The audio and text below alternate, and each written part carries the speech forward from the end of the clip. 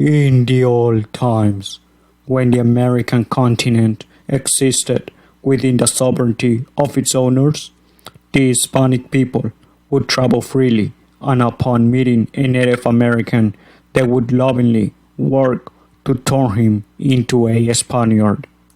This beautiful manifestation of justice was clear to everyone, especially the tens of millions of Native Americans who, in just one generation, had already become Spaniards.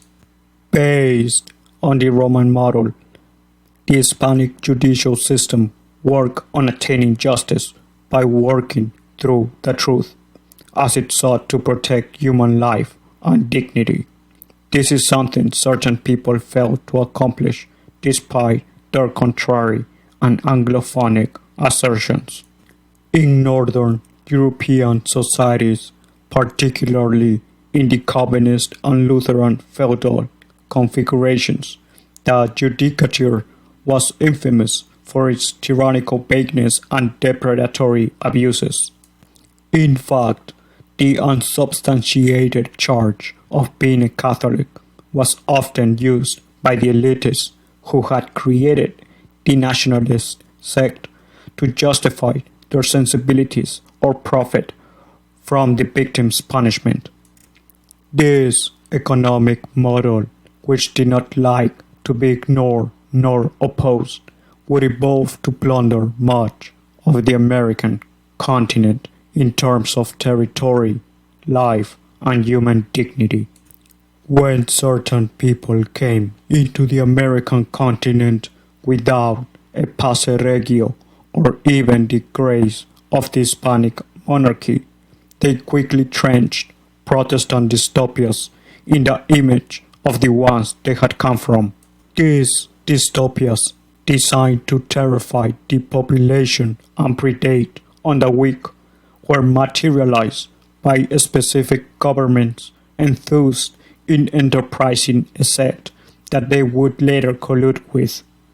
This same business model, which enriched a few at the expense of many, is now enterprising corporations instead of sects. The genealogy for this politicization of certain institutions, private or public, by and for the state, has as parents Frederick III of Saxony and Luther.